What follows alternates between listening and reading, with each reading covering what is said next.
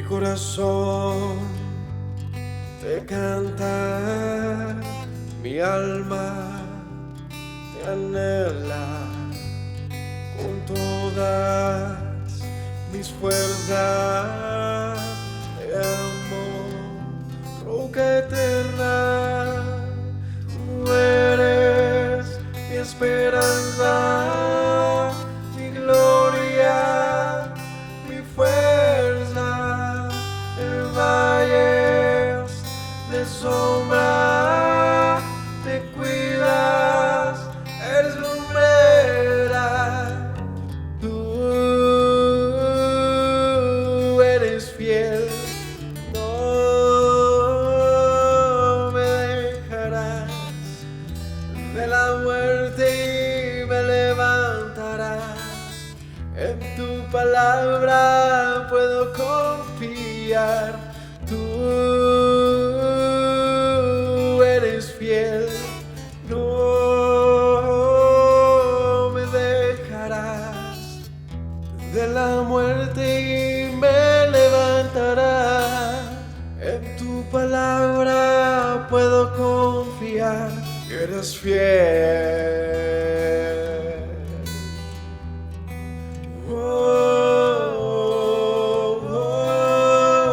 Mi corazón te canta, mi alma te anhela con todas mis fuerzas. Te amo, roca eterna, tú eres mi esperanza, mi gloria, mi fuerza. En valles de sombra te cuidas, eres lumbrera. Tú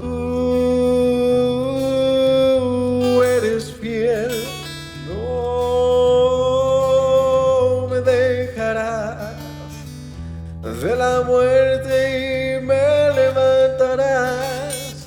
En tu palabra puedo confiar. Tú eres fiel, no me dejarás de la muerte y me levantarás. En tu palabra puedo confiar. Eres fiel, eres fiel. Tú eres fiel, no me dejarás de la muerte y me levantarás. En tu palabra puedo confiar. Tú eres fiel, no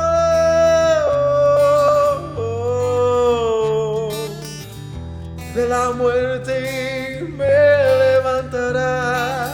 En tu palabra puedo confiar. Tú no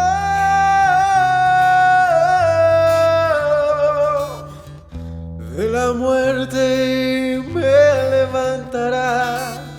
En tu palabra puedo confiar. Eres fiel, eres fiel. Tú eres fiel, no me dejarás de la muerte y me levantarás. En tu palabra puedo confiar.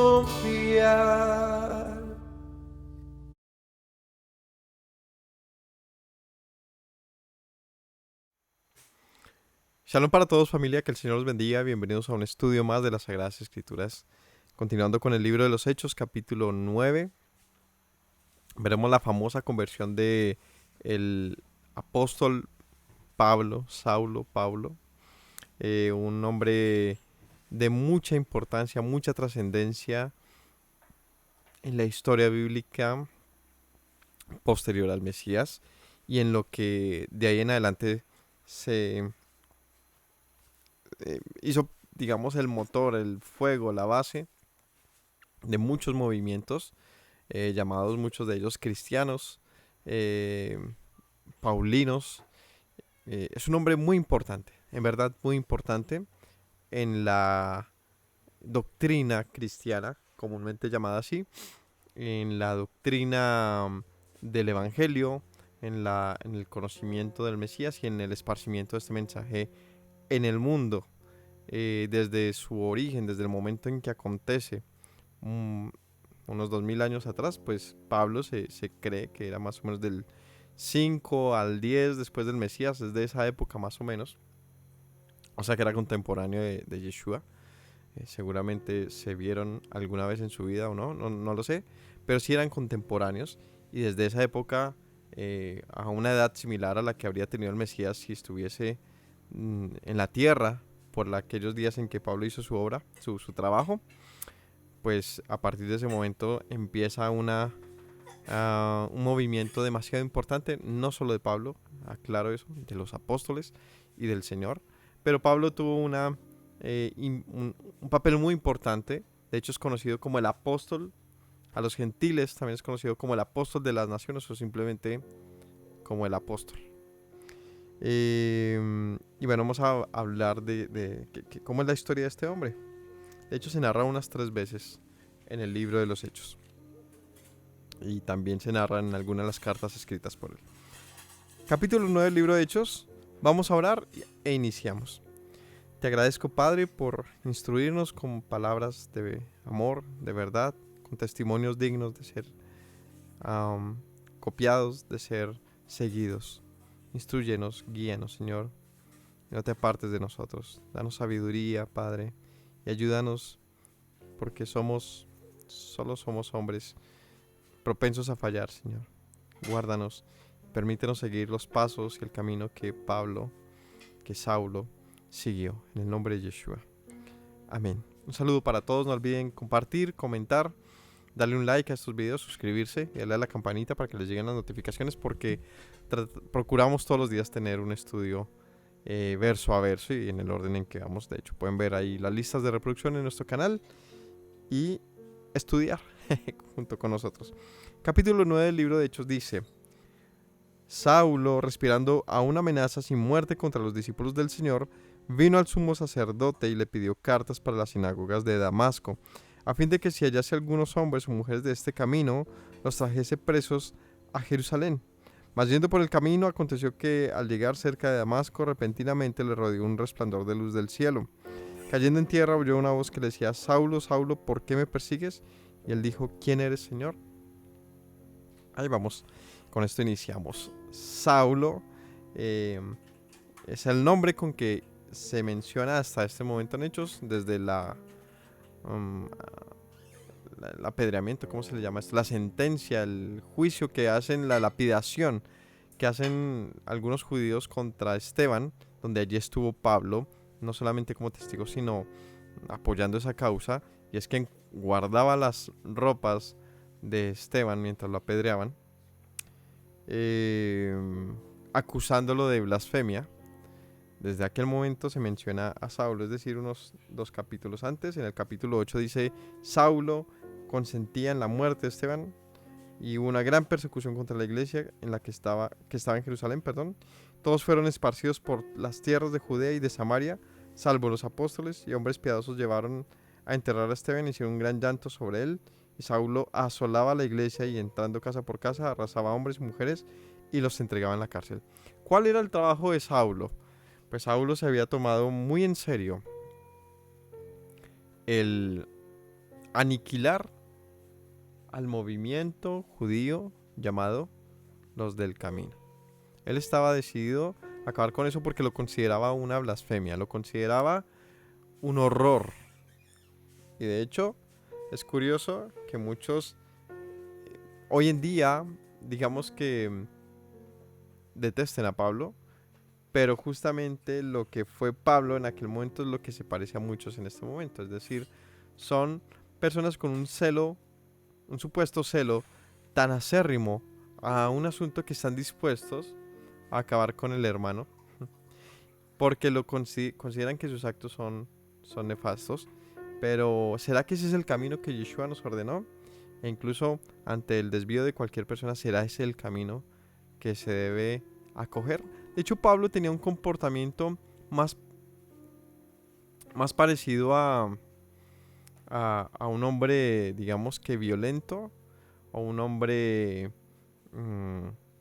¿cómo se le llamaría esto? De unas ideologías muy arbitrarias y un hombre difícil, más que un hombre pues de justicia, ¿no? No parece hasta este momento. Y quiero hacer un comentario rápido sobre este capítulo 8, donde mencioné que Pablo perseguía a la iglesia, porque dice que cuando empezó la persecución en Jerusalén, ellos fueron dispersos hasta Samaria, ¿cierto? Dice que fueron esparcidos, en el 4, todos fueron esparcidos, se iban por todas partes anunciando el evangelio. Entonces Felipe descendió a la ciudad de Samaria. Y aquí está el comentario rápido, ya que mencioné aquí unos versos del 8, que son el capítulo que se estudió ayer. Y es que Yeshua mencionó esto, ¿no? ¿Qué fue lo que dijo Yeshua acerca de la predicación? Me seréis testigos en Judea, empezando por Jerusalén, en Judea, en Samaria y en los confines del mundo, ¿cierto? En todo lugar. Y literalmente pasa así. Empieza la asolación por la predicación de la palabra, o sea, a quienes predicaban la palabra, o más allá de la palabra, a quienes predicaban a Yeshua, porque ese era el conflicto principal. A quienes predicaban las palabras de Yeshua, más bien. A quienes predicaban el camino de Yeshua. Empezó la persecución, ¿dónde? Aquí dice, en Jerusalén, en Judea, donde Pablo iba y se metía a las casas y los arrastraba a entregarlos a la cárcel. Pero dice aquí en el capítulo 9, y que por esto ellos se dispersaron hasta Samaria. Es decir, los judíos creyentes en Yeshua, los conversos a la fe de Yeshua, pues en su temor de ser sido tomados cautivos, se empezaron a ir lejos hasta llegar a Samaria, como Yeshua lo había hecho, y dice aquí que predicaban en todo lugar. O sea, evangelizaban, llegaron allá a Samaria a evangelizar, lo que cumple la palabra de Yeshua en su mandato de me seréis testigos acá, en Samaria y hasta los confines del mundo. Y aquí en el capítulo 9, entonces, ¿qué dice que Saulo qué hizo? Quería a toda costa encontrar a estos judíos creyentes en Yeshua. Es curioso que uno tenga un recelo tan grande, ¿no? O sea, que no te baste con ver a tus compatriotas en el lugar en el que vives, sino que desees ir hasta más lejos simplemente para buscarlos y pues castigarlos. Vamos a tratar de descubrir un poco el carácter original de Pablo, su forma de pensar, su psique, como dirían, y hacer un perfil de quién era Pablo. Porque hasta ahora parece un hombre intransigente, ¿cierto? Un hombre que encontraba como enemigo a cualquiera que desestimara lo que su tradición o su forma de pensamiento anunciaba. Es decir, los apóstatas del judaísmo del momento. Ese podría ser un nombre para designarlo. O los predicadores de un nuevo camino. Esto le retorcía el corazón a Pablo pensar que hubiese alguien que hablase de un nuevo camino diferente al que él conocía. Y pues hay que sumarle, obviamente, que la acusación de los fariseos era engañosa. Y quizás Pablo no sabía la verdad, porque ahorita vamos a leerlo. Quizás Pablo pensaba que era real, que ellos eran blasfemos y que sí estas acusaciones eran reales, ¿no? De que ellos pretendían cambiar la ley, de que ellos pretendían destruir el templo, de que ellos pretendían destruir pues el sistema de Judea que había en la época. Entonces resultaba un compromiso que él se lo tomaba muy, muy en serio. Pero pues calcule, ¿no? que él sí va dice que fue hasta el sumo sacerdote y le pidió cartas para ir hasta las sinagogas en Damasco para denunciar a la gente que estuviera allá. ¿Dónde queda Damasco? Samaria, ¿cierto? ¿Por qué? Pues recordemos que fueron de Judea, de Jerusalén, fueron hasta Samaria. Entonces Pablo se enteró que estaban en Samaria y necesito las cartas de las sinagogas donde están ellos para ir y arrastrarlos si es posible también.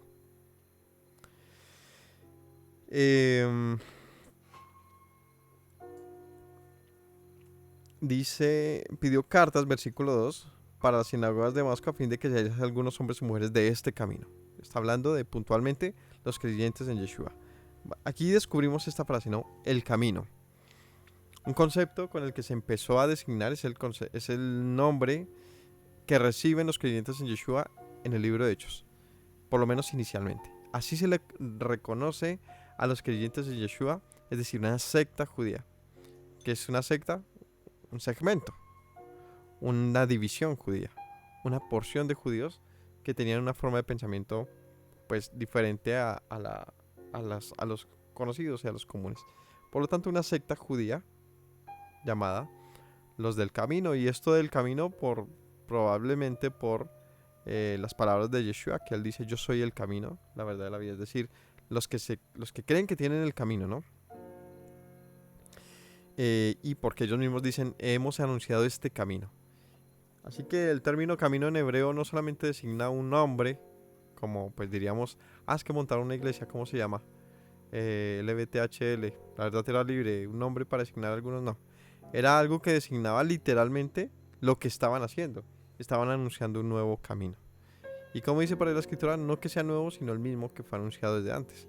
Un camino que apuntaba a la verdad, que se había escondido de una manera manipuladora y engañosa, consciente e inconscientemente por los líderes. Y por mucho tiempo. Esto no era de este momento. Era un problema constante en Israel. Versículo 3. Mas yendo por el camino, aconteció que al llegar cerca de Damasco, repentinamente le rodeó un resplandor de luz del cielo, y cayendo en tierra oyó una voz del cielo que le decía: Saulo, Saulo, ¿por qué me persigues? Saulo, Saulo. Como les digo, hasta aquí se va a mencionar bastante el término Saulo, pero más adelante se va a designar a este como Pablo. ¿Por qué? Porque Saulo, o Pablo, de hecho conocido como Saulo de Tarso, o Pablo de Tarso, era un hombre judío por familia, pero romano de nacimiento. Es decir, su familia, sus padres, fueron judíos, pero su ubicación, digamos, geográfica de nacimiento no fue en Jerusalén, ni siquiera en Samaria, fue en Tarso. ¿Y qué pasa con Tarso? Tarso era una ciudad romana, ¿sí? Al noreste de Jerusalén, es decir, como quien va hacia el Mediterráneo, en la parte norte, perdón, como quien va hacia Babilonia, como quien va hacia ¿qué queda por allá? El Éufrates, hacia arriba, mejor dicho. Él nace allí, los que nacían de allí tenían el derecho de tener una nacionalidad romana. O sea, ya si tú nacías ahí, como ciudad romana no tenías que solicitarla. Ya eras romano, eras considerado romano. Nacías libre y romano, mejor dicho. Por lo tanto, él tenía un nombre hebreo por su familia y un nombre romano por su derecho, ¿no? Era muy común. Era común tener un doble nombre de acuerdo a este tipo de argumentos, ¿no? Si tú eres romano, pues tienes un nombre romano. Si eres hebreo, pues tienes un nombre hebreo.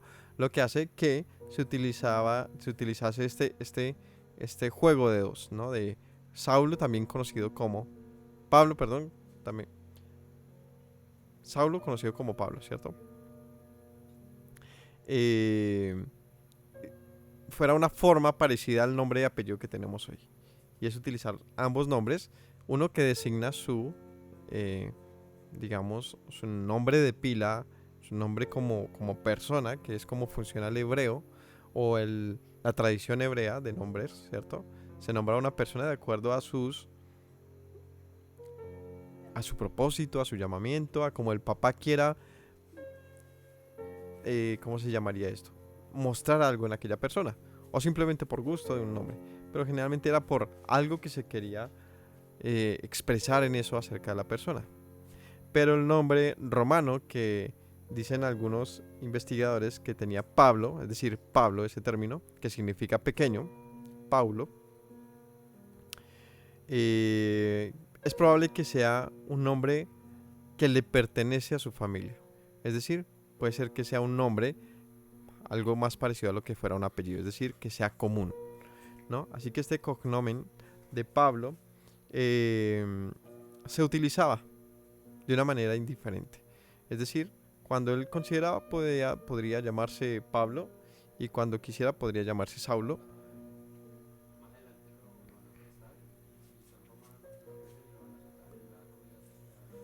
Él acude a su ciudadanía romana cuando lo consideraba, pero también se presentaba a sus hermanos judíos como judío.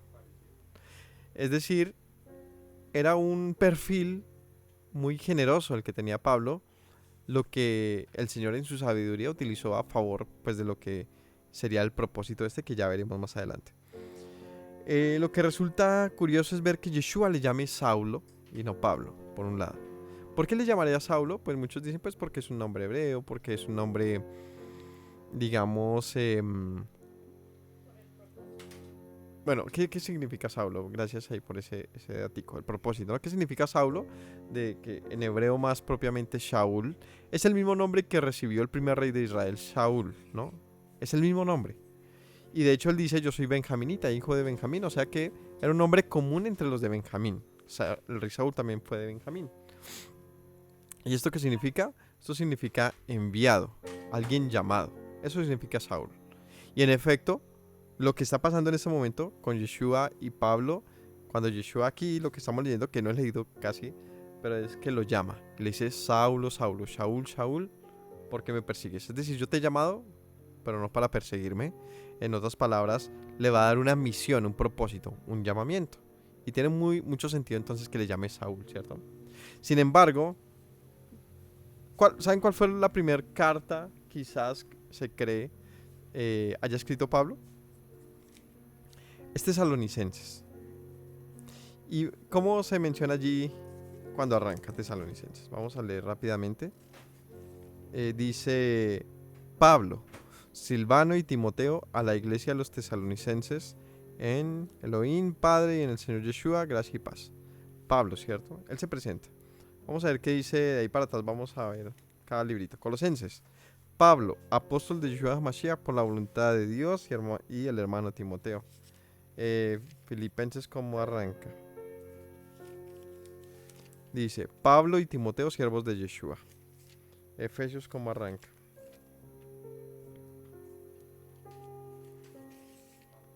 Pablo, apóstol no de hombres ni por hombres, sino por Yeshua y por Elohim, el Padre, que lo resucitó de los muertos, y de los hermanos que están conmigo. Corintios, que fue una de las primeras también. Segunda Corintios fue la, creo que penúltima de las que se cree que escribió Pablo. O sea, que se cree en tiempo que haya escrito.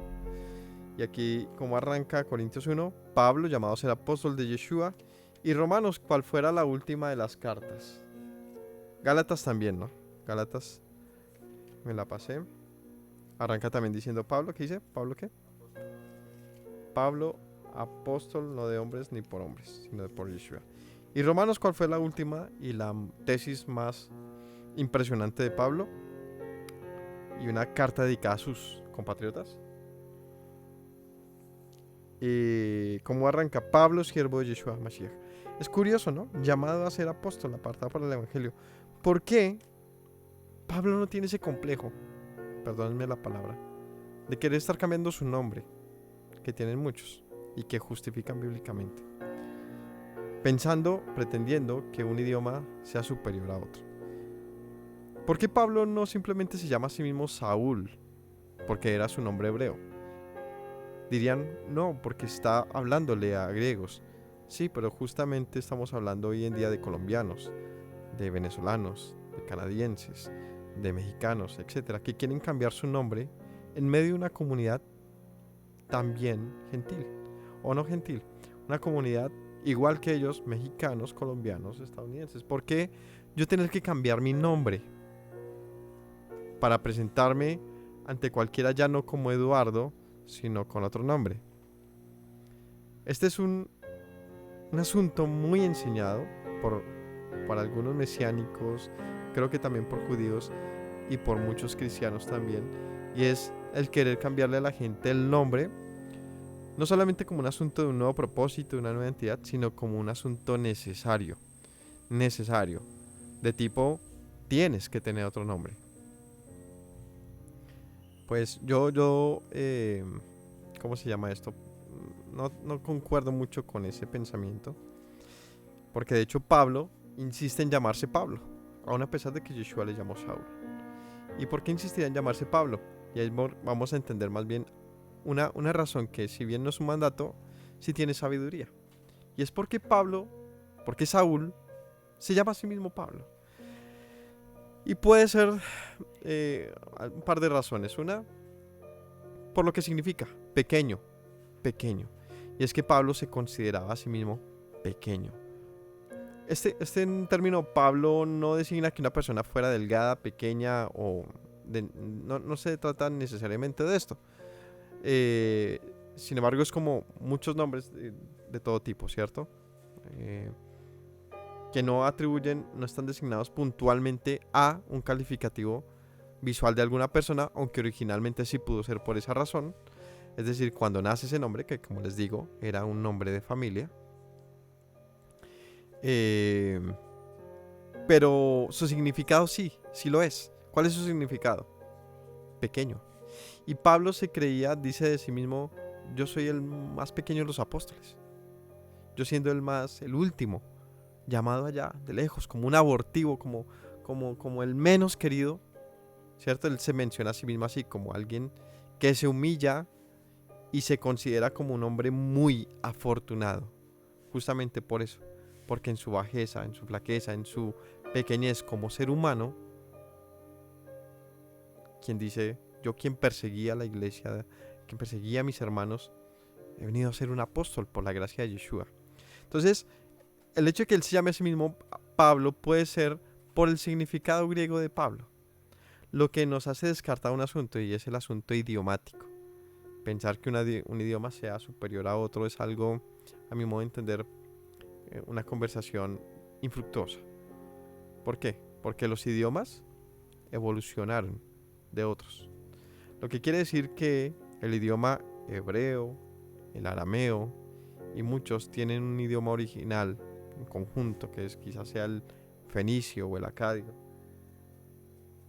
Y el griego y el latín y todos estos también deben tener por allá algún idioma en común muy antiguo. ¿Y de todos estos de dónde vienen? Pues de la repartición de lenguas en Babel. ¿Y quién hizo eso? El Señor. Así que los idiomas y la distribución idiomática es algo que el Señor permitió originalmente, pero que evolucionó según las épocas. Así que el hebreo actual no es ni se parece mucho al hebreo bíblico. Y si no estoy mal, la diferencia del hebreo actual con el hebreo bíblico puede ser parecida al italiano con el latín. Difieren mucho, aunque son parecidos. De hecho, el italiano es una de las evoluciones más parecidas al latín, pero difieren bastante. En algo así puede diferir el hebreo actual del hebreo bíblico. Yo pensar que el hebreo actual que yo he aprendido, o sea, no hablo de yo, Eduardo, sino de cualquiera que dice yo aprendí hebreo, hice algunas cosas, entonces ya empiezo a llamar todo en hebreo pensando que le da un valor superior. Pues no estoy tan de acuerdo. Creo que en la medida que el idioma exprese un lenguaje, vale, porque comunica. Y si Pablo significa pequeño, y Pablo, si esa fuera la razón de Pablo, ¿no? Si Pablo se considera así delante del Señor para expresar toda su gloria, decir yo soy aquí pequeño, un instrumento de tu grandeza y de tu gloria, pues es muy válido que se llame entonces Pablo. A pesar de que Yeshua le dice, Shaul, Shaul, enviado, te he llamado para ser enviado. Así que, en conclusión, pues no son las pronunciaciones lo que hacen que algo sea mayor o menor, más santo o más impuro. ¿Qué es? Pues es el fruto de las cosas. Es la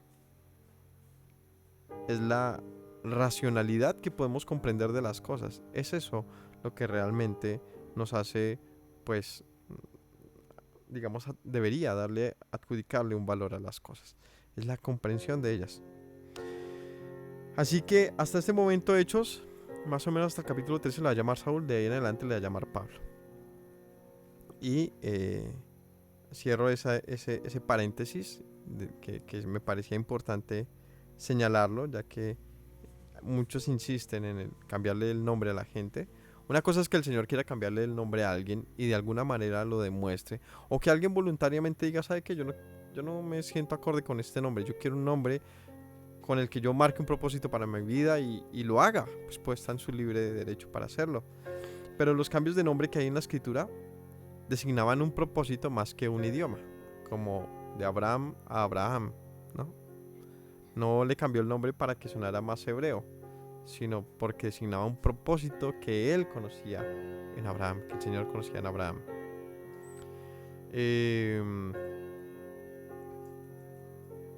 Y bueno, así, varias cosas, ¿no? Hay que simplemente tomarse un poquito más en calma muchas de las cosas en los que algunos se angustian, y es mi comentario muy personal, que creo que se desgastan a las personas innecesariamente. Continuemos. Más yendo por el camino, dice que le resplandeció una luz, cayó en tierra y oyó una voz del cielo que le decía: Saulo, Saulo, ¿por qué me persigues? Y él dijo: ¿Quién eres, Señor? Él dijo: soy yo, Yeshua, a quien tú persigues. Dura cosa te es dar coces contra el aguijón. Y bueno, se le aparece entonces Yeshua. Él iba camino a Damasco a sacar personas para apresarlas, ¿cierto? Pero cae en tierra en aquel camino y Yeshua se le manifiesta. Le dice: tú no persigues a judíos, no persigues tampoco a blasfemos, ni persigues a un nuevo camino, me persigues a mí, Pablo. Así que Yeshua dice: quien persigue, de hecho dijo Yeshua, ¿no? Quien alguno de ustedes rechace a mí, me rechaza. Y quien me rechaza a mí, rechaza al que me envió. Así que cuando perseguía a Pablo a los creyentes en Yeshua, dice Yeshua: pues a ellos no los persigue sino a mí. Y él le dice: dura cosa te es dar coces contra el aguijón. ¿Qué es dar coces contra el aguijón? Es como coger un cuchillo y empezar a clavártelo en la mano y empezar a pensar que tú vas a vencerlo, ¿no? Como quien en una lucha empieza a darle, no sé, de a patadas a una espada o a un puñal. Pues ¿qué le va a pasar? Pues se va a lastimar todo. Va a terminar perdiendo su extremidad. Y es lo que estaba haciendo Pablo. Y Yeshua le dice: estás dándole coces al aguijón, Pablo. Estás peleando contra el dador de la vida. Estás haciendo un despropósito completo. Él, temblando y temeroso, dijo: Señor, ¿qué quieres que yo haga? Y el Señor le dijo: levántate y entra en la ciudad y se te dirá lo que debes hacer. Y es muy importante lo que acaba de pasar. Yeshua no le dijo sino 3 cosas, y Pablo ya le reconoce y le dice: Señor, ¿no? No dudó de lo que estaba pasando, sino que se sintió, yo creo que lleno del momento, de lo que estaba pasando. Temblando y temeroso, él dice: Señor, ¿qué quieres que yo haga? O sea, sabía que si Yeshua se le había aparecido, pudiendo simplemente haberlo pues destruido y ya, ¿por qué se le aparecería el Señor a alguien? Porque hay un propósito. Y dice: dime, ¿qué hago, Señor? Dice: levántate, entra en la ciudad y se te dirá lo que debes hacer. Los hombres que iban con Saulo se pararon atónitos, oyendo a la verdad la voz, pero sin ver a nadie. Entonces Saulo se levantó de tierra y abriendo los ojos no veía a nadie. Así que llevándole por la mano, le metieron en Damasco, donde estuvo 3 días sin ver y no comió ni bebió. ¿Qué pasó con Pablo? Pues que después de este acontecimiento, esta visión, de la cual los que estaban a su lado fueron testigos sin verlo, pero sí oyéndolo, ¿no? Es decir, los que acompañaban a Pablo oyeron lo que Yeshua le dijo, pero no vieron. Pablo vio, ¿cierto? Pero luego de haber visto, no vio más. De hecho, quedó ciego. 3 días sin ver, no comió ni bebió. Yo no me imagino que fuera esa sensación. 3 días asimilando lo que le había acabado de pasar. Asimilando 2 cosas. ¿Qué 2 cosas tendría que asimilar él? Una, que vio al Hijo de Dios. O sea, esto no es cualquier cosa. Que vio al Señor. Que se le presentó en el camino el Mesías de Israel, resucitado, lleno de su gloria. Eso es algo que ya de entrada es... ¿Quién puede contar un relato como esos? Por ahí Moisés, Abraham, Josué. Y son contaditos con los dedos de la mano los que tuvieron un tipo de experiencia como esta. Pues Pablo dice, yo lo vi también. Y me habló. Y me comunicó un mensaje. Eso es algo ya glorioso. Segunda cosa que tendría que asimilar Pablo, ¿cuál era? Que había estado persiguiendo al Señor. Imagínese que usted siente que está haciendo lo correcto mientras está haciendo todo lo que no debe, ¿no? ¿Cómo se sentiría uno?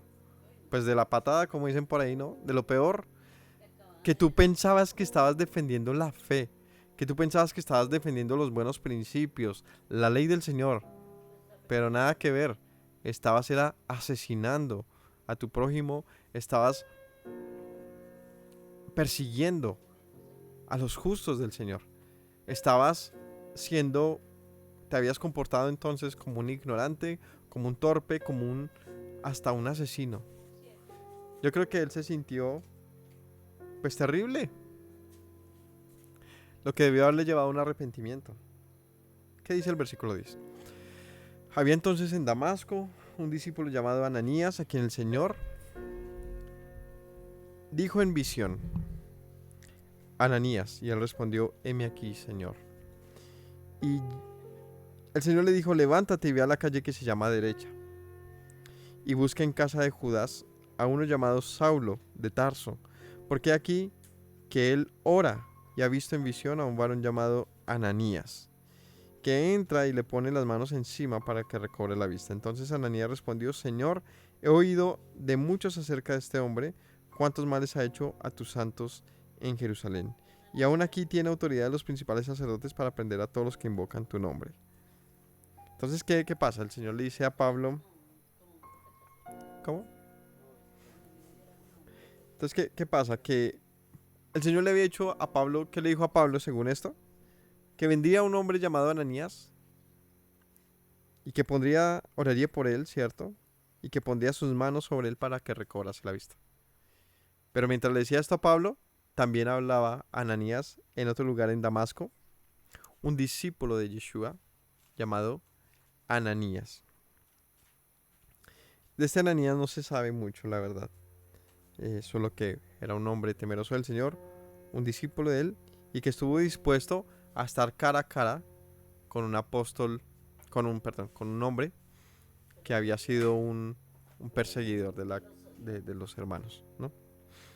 Y le dice: Señor, yo he oído de él cosas terribles. Y el Señor le dice: no tengas temor, ve. Así que él era conocido como Saulo el Terrible. Era conocido como Saulo, un hombre perseguidor, ¿cierto? Un hombre perseguidor. Es decir, entre los hebreos, todos sabían quién era Saúl.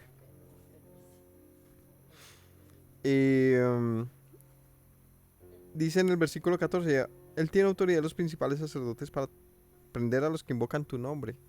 El Señor le dijo: ve, porque instrumento escogido me es este para llevar mi nombre en presencia de gentiles, de reyes, de los hijos de Israel. Vamos a leer este pasaje que ya lo hemos mencionado por ahí en algunas otras prédicas y que no siempre se relaciona con un pasaje que está en la Escritura que nos ayudará a entender esto. El Señor le dice a Ananías: no te preocupes, este me es escogido, es un instrumento escogido para llevar mi nombre. ¿Quién le estaba hablando a Ananías? Yeshua. Y le dice: este es un instrumento escogido para llevar mi nombre en presencia de los gentiles, coma, y de reyes, coma, y de los hijos de Israel, porque yo le mostraré cuánto le es necesario padecer por mi nombre. Hasta este momento, la lectura es sencilla. Pablo llevará mi nombre, es decir, esparciría el conocimiento de Yeshua hasta donde están los gentiles. ¿Quiénes son los gentiles? Pues todos los que no eran considerados judíos, sino que estaban lejos, es decir, los que habitaban las naciones alejadas y todos los que no hacían parte del pueblo judío también. De gentiles y de reyes, pues diríamos gobernantes y autoridades, y de los hijos de Israel diríamos pues todos los hermanos, ¿no? Todos los que hacen parte de las tribus perdidas también. Hasta ahí uno dice, chévere, bien, no hay problema. Pero hay un pasaje que nos ayuda a ampliar un poquito más este mensaje y ver que hay algo aquí por descubrir. Si vamos a...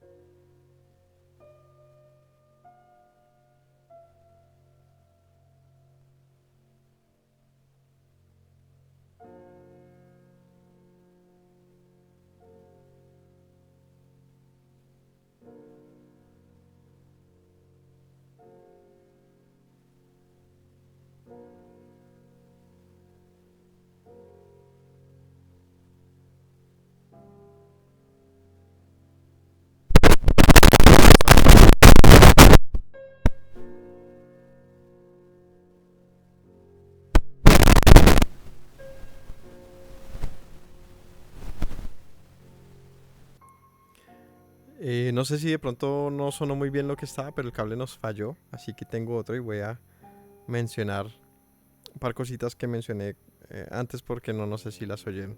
No sé si sonó bien. Y es que, bueno, Ananías él llega hasta donde Pablo lo busca y le dice, el Señor me ha dicho que te busque para darte vida, para darte de vista, perdón. Y Ananías llega donde está Pablo, allí en una casa de un hermano en Damasco, y le pone las manos en los ojos y recibe la vista y dice que fue lleno del Espíritu. Dice que al momento le cayeron de los ojos como escamas y pudo ver y fue bautizado. Y hablamos de que cómo así que recibió el Espíritu. ¿Qué es lo que pasó aquí en Pablo en su interior? Pues que Pablo, al igual que con sus ojos, pudo ver. De eso se trata. Cuando recibió el Espíritu, pudo ver. Es la conclusión. ¿Qué? Pues lo que no veía, lo que no entendía, en lo que estaba cegado, en lo que estaba engañado. Y fueron abiertos sus ojos y su corazón para entender la voluntad del Señor, para entender qué era lo que él esperaba, ¿no? Dice que fue bautizado y habiendo tomado alimento recobró fuerza y estuvo algunos días con los discípulos en Damasco. O sea, empezó ya su camino. Este era un hombre decidido. La manera de comportamiento de Pablo, y aunque no hay mayor referencia en esto y sí en otros documentos, Pablo no tenía una pareja, una esposa y probablemente tampoco unos hijos, lo que le permitía moverse de una manera, digamos, libre, diciendo, pues me voy para Damasco, me quedo aquí o voy a viajar o me quedo con unos hermanos. Sí, eso no era fácil y no es fácil para nadie, porque eso significa dejar de un lado su familia. Pero a menos de que estés en una situación como la de él, de la cual él dice, pues en algunos textos menciona pues que él estaba libre de compromisos. pero me refiero a su vida en general. No hay mayor información de por qué no tenía una esposa, por qué antes no la tuvo.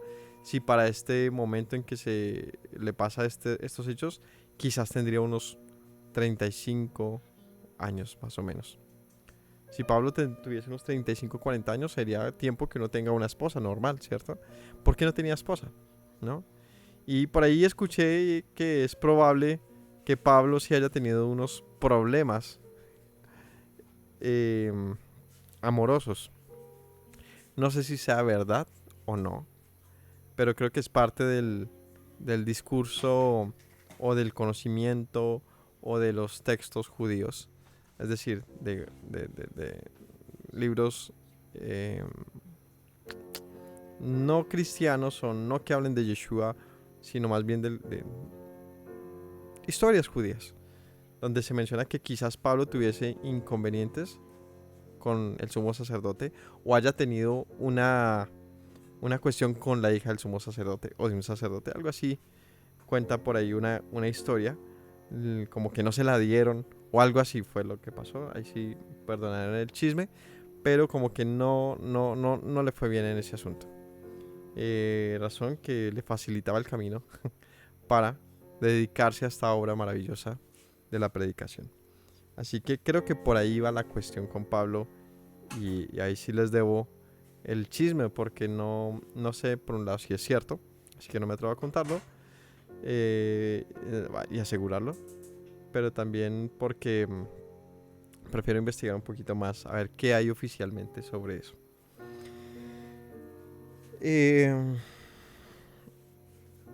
Continuemos. Bueno, y él se bautiza. Muy importante este dato también. ¿Por qué? Porque esto significaba que él abandonaba su camino. Literalmente haberse bautizado era abrazar el camino que él perseguía. El bautismo significaba haber hecho una conversión completa en un sentido público. Era que él ya ahora tenía que aceptar este camino públicamente, ya no podía retractarse. Cualquiera podría acusarle de, bueno, él se bautizó, él no puede jugar en dos bandos. El bautismo actualmente es algo que se hace de una manera muy folclórica, como los matrimonios. Pero en aquella época no lo eran tan así. Y de hecho, hasta hace un par de épocas no era tan así. No sé si alguno se vio la serie de Vikingos. Muy buena. Muy... Vikingos se llama, Vikingos.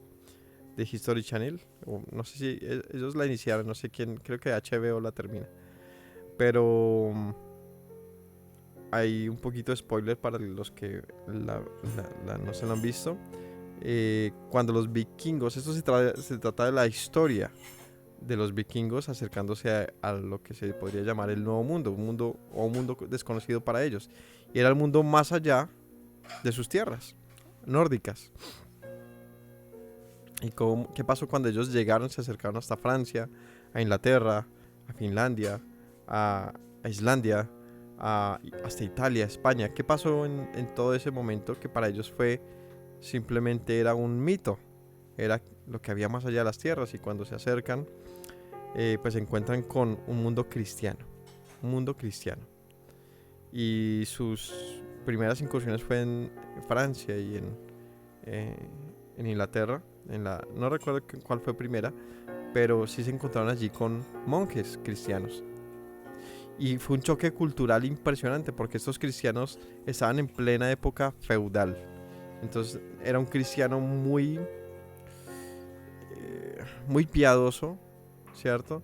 Era un cristianismo muy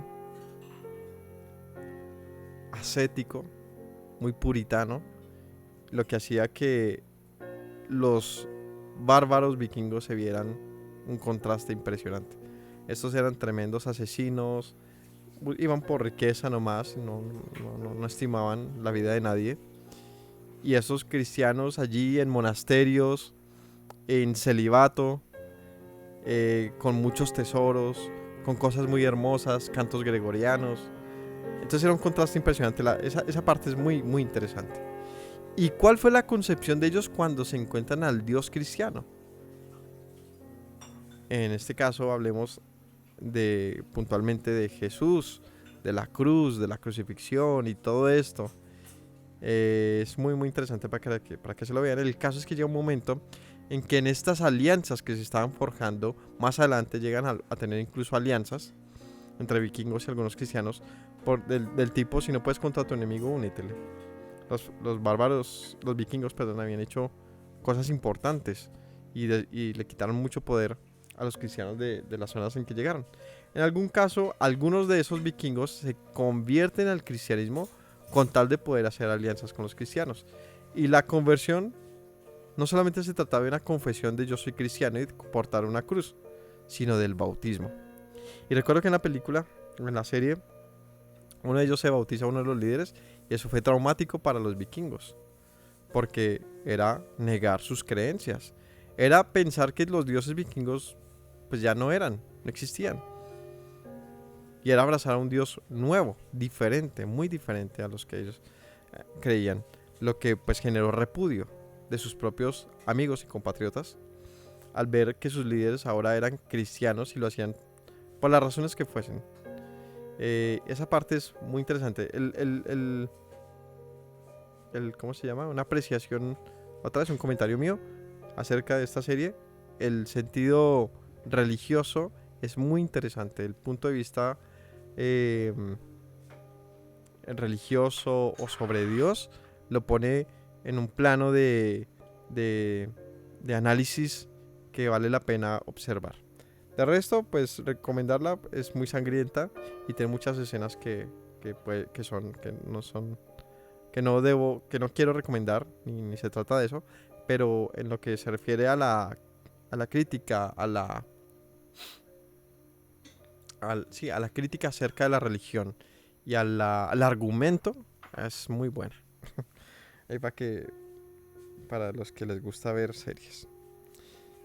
Algo así tenía que ahora pasar con Pablo, y es que sus amigos de los grandes poderes de la época, fariseos, saduceos, sacerdotes, sumos sacerdotes, ahora le vieran bautizándose en el nombre de Yeshua. Esto era un sacrilegio para ellos, era tenaz. Y que Pablo, después de ese momento, no podía retractarse. No es como que lo hice para ganarlos, o para traerlos, no. Era un asunto que ya no tenía vuelta atrás. Y eso es al punto que quería ir, y es cómo ha cambiado el concepto de bautismo. Ahora, actualmente te bautizas para que la familia le lleve regalos al niño, para que la hermosa reunión de bautismo, ¿no? Para que ojalá pase algo sobrenatural, o por amor. Pero está muy lejos de lo que significa el bautismo originalmente, o lo que significó para ellos, y era una confesión pública donde asumías que ahora hacías parte de un grupo segregado, perseguido y destinado pues a los peores a las peores tragedias de manos de sus compatriotas. Así que este paso de Pablo no fue cosa pequeña. Saulo predica en Damasco, versículo 20, enseguida predicaba a Yeshua en las sinagogas. Es muy loco, y otra vez vemos aquí a Pablo y nos permite dimensionar un poco más su personaje, ¿no? Su perfil. ¿Quién era Pablo? ¿Qué era? A mí me hace pensar un apasionado. ¿De qué? De la verdad. ¿Cómo así? Pero luego no perseguía por error. Sí, justamente porque pensaba que era la verdad. Justamente porque él creía que era lo correcto. ¿Y esto qué le causó? Pues le causó inicialmente una gran deuda con el Señor. Le causó un juicio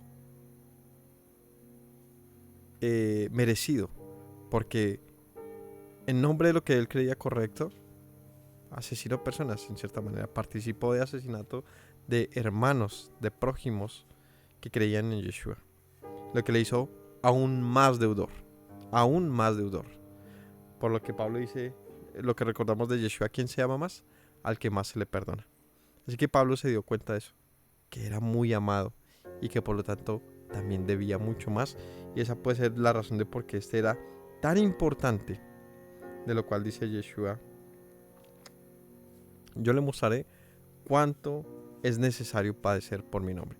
Era uno que encajaba en ese perfil de soy tan deudor que puedo soportarlo todo por causa de aquel que me perdonó mi gran deuda. Así que quizás alguien en su comodidad o en una vida muy tranquila, muy normal, habría desestimado todo esto, como Pedro huyendo cuando Yeshua estaba siendo crucificado, negándole 3 veces.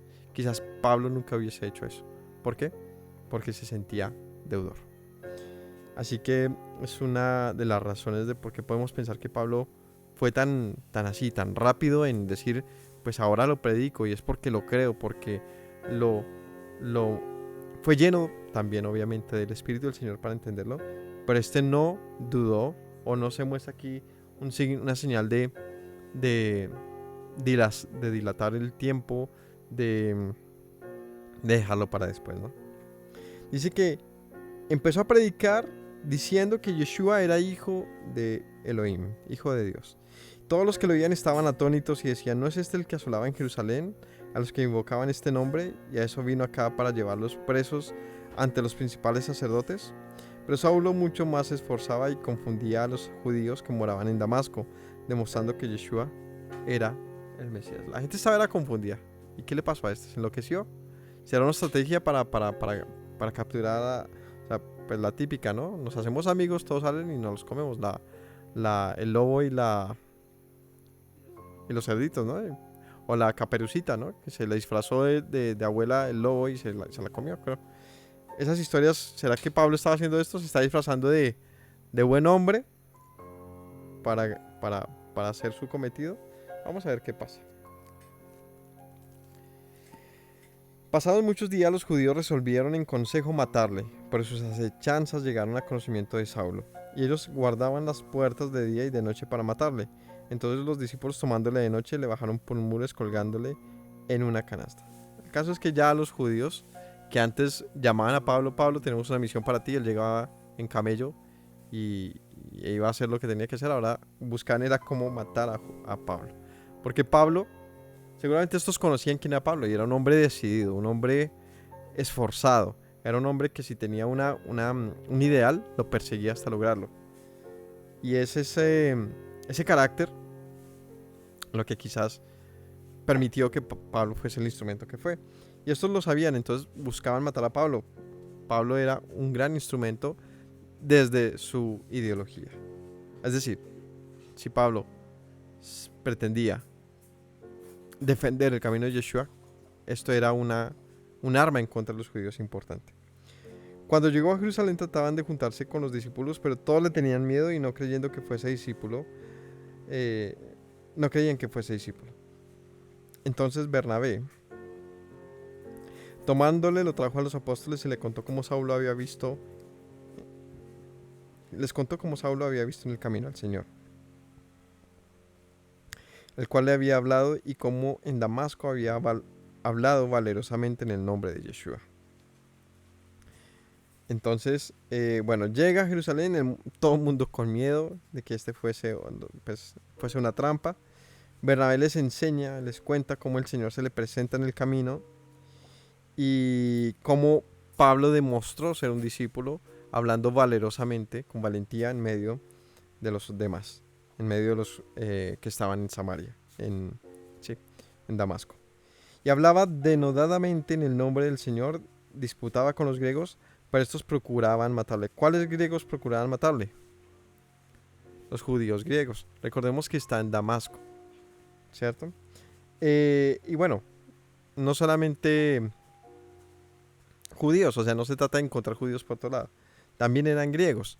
Es decir, Pablo estaba en un punto y en un lugar donde se empezaba a romper ese grupo sólido que era el pueblo judío, o que parecía ser. Ya en Samaria era una zona muy diversa. De hecho, no sé qué sepan de Damasco, pero Damasco era una zona importante de comercio. Así que en Damasco era un punto clave, era un lugar súper clave para el proceso, y de hecho por eso es que el Señor lleva a Pablo. En cierta manera todo termina ahí, en Samaria, o ahí inicia, como decían ayer, ahí inicia todo. Realmente inició en Jerusalén, pero el extender esto a los gentiles inicia en Samaria. ¿Por qué? Porque era un punto cónclave, era un lugar importante para la distribución del conocimiento pues a todo lugar. Allí llegaban comerciantes de todo lugar, en un lugar importante para negociar, y por lo tanto había mucho griego, mucho romano y mucho judío. Así que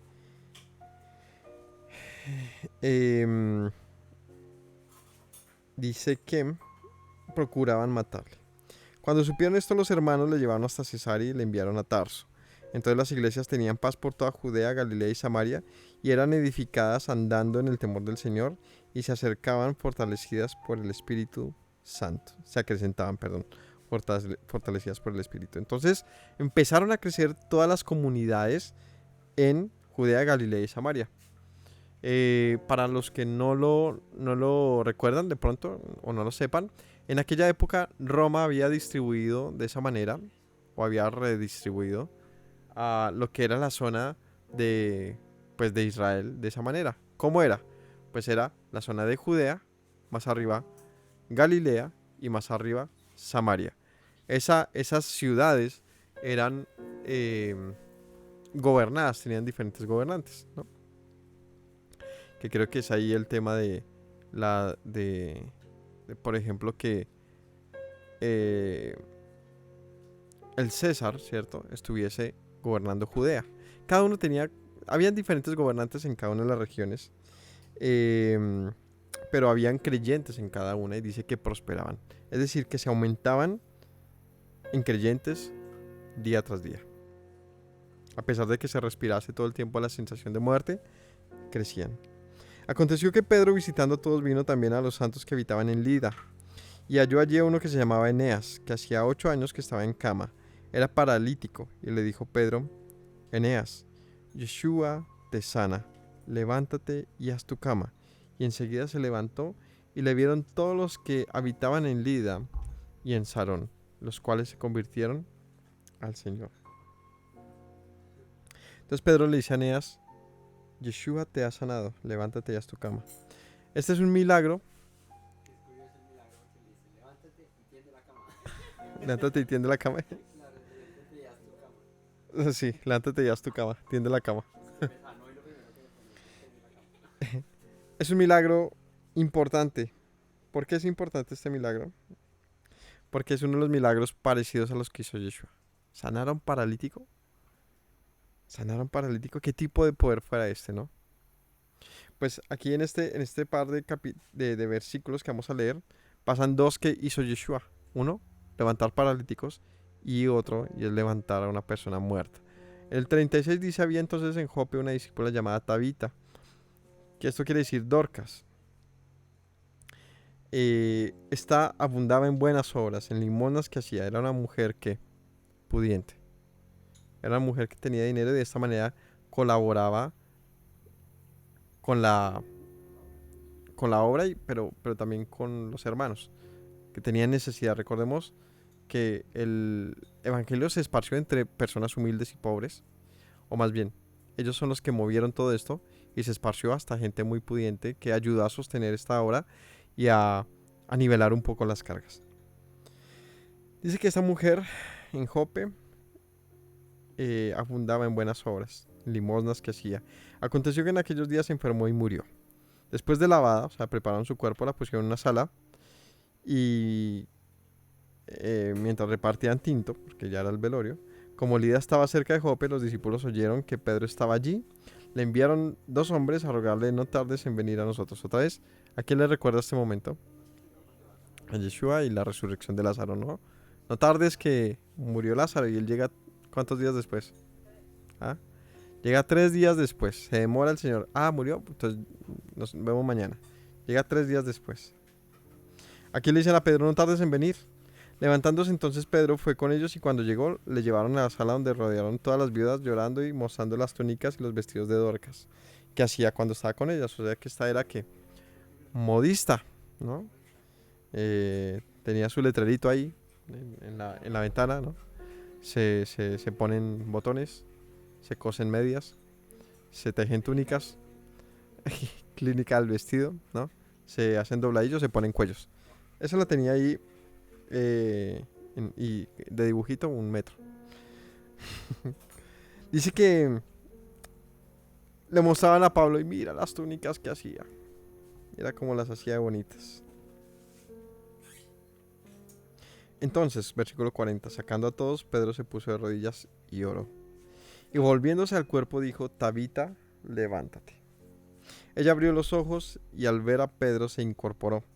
Y él dándole la mano le levantó. Entonces llamando a los santos y a las viudas la presentó viva. Esto fue notorio en toda Jope y muchos creyeron en el Señor. Y aconteció que se quedó muchos días en Jope en casa de un cierto Simón curtidor. Aquí el siguiente capítulo, y aquí mencionó ya Pedro y empieza a hablar desde Pedro un poco. Fue un hombre lleno del poder del Señor y hacía milagros. De hecho, la mayoría de milagros que se mencionan, que acontecieron, fue de mano de Pedro, ¿no? El pórtico, el que estaba en el pórtico de la Hermosa, ¿se acuerdan? El cojo. Otros que fueron sanados por su sombra, por su túnica. O sea, Pedro hizo grandes señales que Yeshua le ordenó, de hecho, que las hiciese. Y le dice, ve y anuncia el evangelio y te seguirán estas señales. Y no solamente le dijo a él, sino a los discípulos. De hecho, también se menciona que ¿quién más mencionamos recientemente que hacía milagros y sanaba enfermos y sacaba demonios? Esteban. Cuando Esteban fue apedreado, antes de ser apedreado, ahí se menciona que él hacía grandes señales y sacaba fuera espíritus. Lo que nos hace saber esto es que, si bien leemos algunos textos que mencionan lo que pasó puntualmente con Pedro, era algo que acontecía con frecuencia sobre muchos de los discípulos, y era poder. Yeshua les dijo, hagan esta misión, que estas señales les seguirán. Habló en plural. Así que los apóstoles del Señor fueron enviados con el propósito de mostrar su poder y su nombre. Otra vez repito, Yeshua dijo, y me seréis testigos en toda Judea, en Samaria y hasta los confines de la tierra. Así que eso es lo que está pasando y es lo que estamos narrando, como Yeshua anunció que su nombre, que la palabra, que la voluntad del Señor sería predicada en todo el mundo. Mis hermanos, gracias por acompañarnos el día de hoy. Que el Señor les bendiga. No olvidemos las palabras de nuestro Mesías, de Yeshua, que nos dijo, si permanecen en mis palabras serán verdaderamente mis discípulos y conocerán la verdad y la verdad les hará libres. Tengan todos una linda noche. Shalom. Me presento nuevamente, mi Rey, mi buen Señor. Mis pasos se han desviado, necesitan dirección. En tu amor me he refugiado, Yeshua, pues así al Padre puedo hoy decir. Me presento nuevamente, mi Rey, mi buen Señor. Mis pasos se han desviado, necesitan dirección. En tu amor me he refugiado, Yeshua, pues así al Padre puedo hoy decir. Abba, Padre, Baruch atah, Señor Dios nuestro Rey de eternidad. Abba, Padre, Baruch atah, Adonai Eloheinu melech haolam.